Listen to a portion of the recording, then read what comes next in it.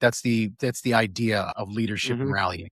But what we end up with, maybe you have a different perspective on this, but I feel like in the modern corporate workplace, it's a fear-based environment. So you have risk aversion and risk mediation being the primary driver of behavior, more so than positive things like encouragement and skills development and sharing in the successes when they come and distributing the responsibility when things fall short.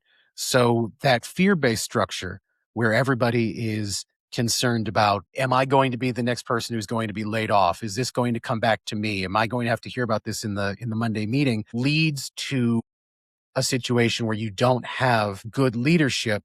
You have people that have survived well enough to become installed in the leadership position. Mm-hmm. That's very true.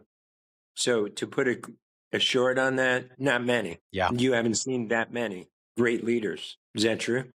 absolutely. Yeah. It's hard to name 5, 4, maybe 1, right?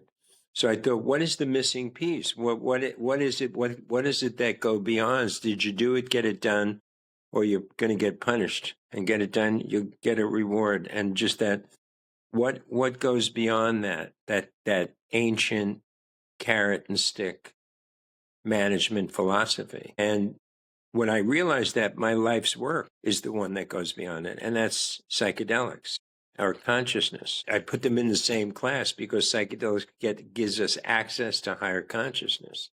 And what's missing from those people is not necessarily psychedelic specifically, but higher consciousness.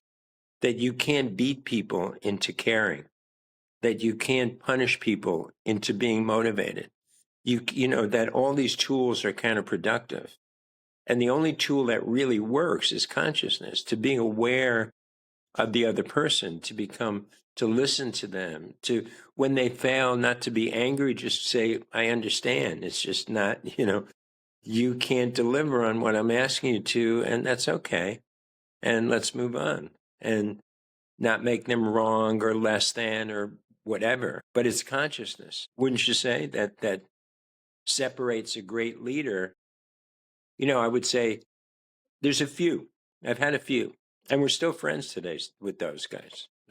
We still talk, and they bring a certain kind of awareness of the person who reports to them. They don't treat them like a them. They don't treat them like an other.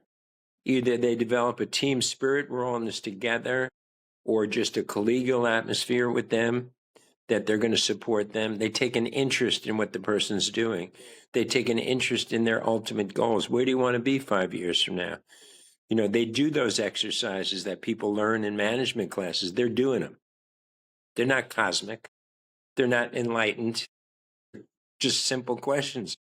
You're 23. Where do you want to be when you're 28? Because I can help you get there. And that inspires people. Every study done on management has shown one thing irrevocable, that's undeniable. Money is not the number one motivator of employees. That by far, it's not the number one motivator. So why are you doing that? Why are you doing that? And they find these other things are much more recognition, number one, career development, number 2 or 3, opportunity to expand and I guess the word just expand as a human being. A chance to grow, not necessarily even as career was, but grow as a person. That they wanted to keep the job. That's what the book's about, and it's broken up into 3 sections called set, setting, and integration, kind of like a psychedelic experience. So set is your mindset, what you bring to consciousness. Setting is all the logistics of leadership, and there's a lot of them. And integration is how do you put them into action and manifest them with your team, in your own life, and so on. The book was definitely inspired by microdose. There's definitely pretty much written on a microdose and psychedelically inspired kind of viewpoint. And I would just sit and contemplate certain things and allow downloads in real terms. You don't have to ever have smoked pot or done a psychedelic to get a lot out of the book. It's because consciousness is consciousness. You don't own it. I don't own it. It's just consciousness, and it's your consciousness. And my consciousness is just not unique to us, right? It's universal consciousness that we're talking about. So that's how the book evolved.